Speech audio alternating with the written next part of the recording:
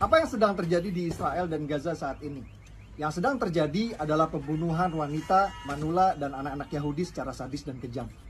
Yang terjadi adalah anggota Hamas dari Gaza menyeberang perbatasan masuk ke wilayah Israel. Lalu mereka menembaki mobil-mobil yang lewat, membunuhi secara acak siapa saja yang ada di situ. Lalu mereka dari pintu ke pintu masuk ke rumah, membunuhi siapa saja yang ada di dalam rumah. Mereka membunuh perempuan, lalu arak mayatnya keliling kota seperti binatang. Mereka membunuh manula dimanapun mereka temukan. Mereka membunuh anak-anak Yahudi dengan menyiksa dulu sebelumnya. Mereka menculik perempuan-perempuan untuk dibawa ke Gaza yang sekarang tidak jelas nasibnya. Mereka menculik manula yang juga dibawa ke Gaza yang juga sekarang tidak jelas nasibnya. Dan ada orang yang saking rasis ke bangsa Yahudi, anggap pembunuhan sadis wanita, manula, dan anak-anak ini sebagai perjuangan kemerdekaan. Woi, tolol! Perjuang kemerdekaan Indonesia dulu tidak pernah bantai wanita, manula, dan anak-anak Belanda. Yang terjadi di Israel Gaza murni terorisme, pembunuhan sadis wanita, manula, dan anak-anak Yahudi. Dan cuma orang-orang tolol yang anggap pembantaian biadab sebagai perjuangan kemerdekaan.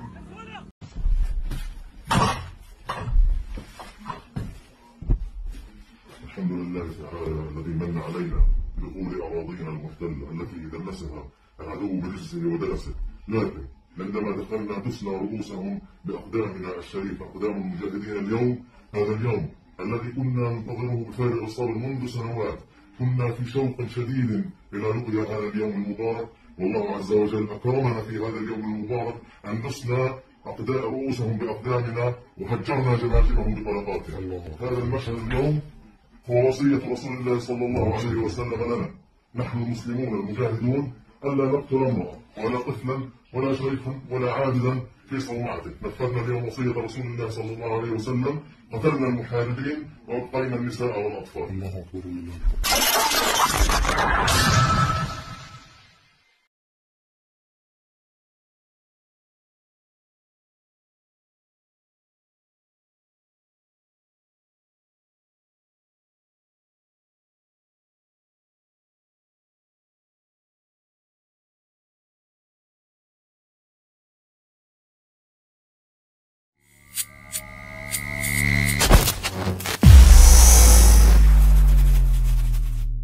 Bismillahirrahmanirrahim. Assalamualaikum warahmatullahi wabarakatuh.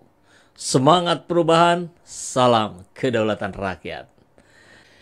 Ini menampilkan sebuah video parodi dari Abu Janda yang begitu sangat merendahkan Prabowo. Meskipun video lama, tentu harusnya sewajarnya orang tuh nggak bisa nerima dong.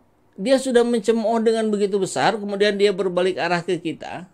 Apakah tidak mungkin dia akan berbalik arah lagi? Dengan pola-pola, apalagi gaya-gayanya kan gaya-gaya yang sadis lah gitu ya. Kalau kita bisa bilang begitu. Bagaimana dia mendegradasi ajaran Islam, umat Islam, dan seterusnya. Sudah dilaporkan, tidak ada kelanjutannya. Kan mengerikan buat umat. Ya makanya ada yang senang juga gitu ya, sebagian sih, karena saya juga tahu lah, saya juga lihat, saya juga kenal, saya juga punya teman sahabat di Gerindra. Maka tentu kita tidak sedang berbicara orang per orang, tapi berbicara secara institusi. Mereka orang-orang yang beragama dengan sangat baik gitu, bahkan ada yang disebutnya juga levelnya sudah ulama, sudah ustadz gitu.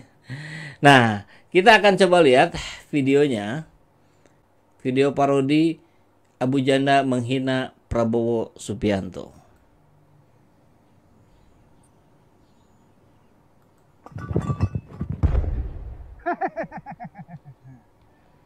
Kamu siapa? Saya Jin. Kamu Jin?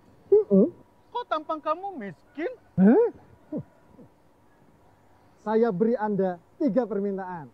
Monggo. Saya minta istri.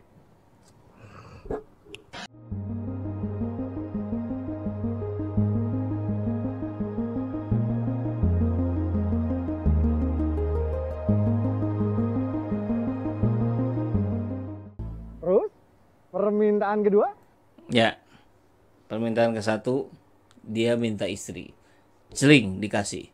Bagaimana penampakan perempuan itu? Tentu kita dengan mudah menganalogikannya, mengasumsikannya dengan mantan istrinya Prabowo. Saya kira ini sudah sangat pribadi. Abu Janda sudah sangat di luar kewajaran ya. Saya saja tidak terfikirkan sama sekali untuk mengolok-olok hal yang seperti ini. Saya ingin punya partai.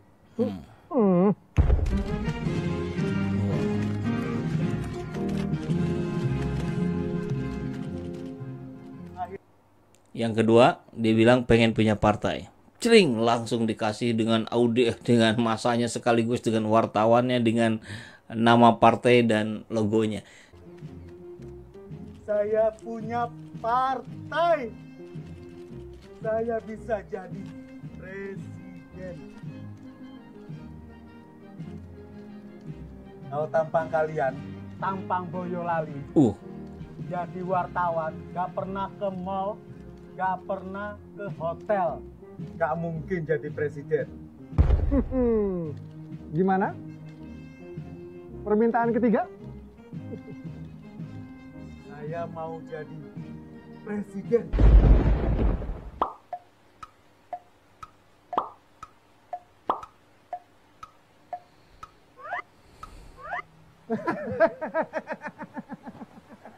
Mimpi.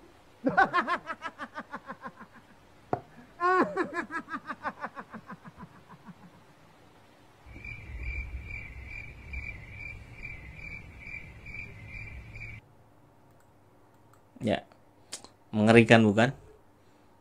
Jahat bukan? Orang seperti ini mau diterima, ya sah-sah saja. Kembali lagi terserah.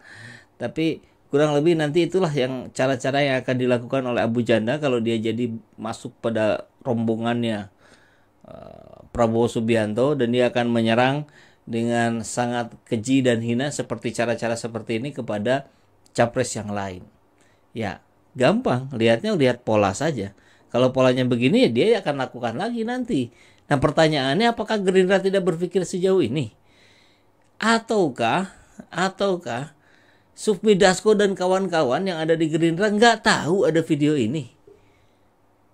Kalau saya memang tidak tahu, jangan-jangan Pak Sufmi Dasko juga nggak tahu kalau orang ini sudah pernah begitu mendegradasikan Prabowo sehina-hinanya. Atau ya sudah, itu masa lalu, tutup masa lalu, ke depan. Ya boleh saja, makanya itu juga terserah. Cuman saya sih menasehati saja sebagai sesama anak bangsa gitu. Kan kita ingin pertarungan presiden nanti adalah pertarungan yang fair. Adu gagasan, adu ide, adu planning, adu rekam jejak, adu kemampuan bernarasi, dan sebagainya. Bukan kemudian upaya saling menjatuhkan, bukan upaya saling menghina.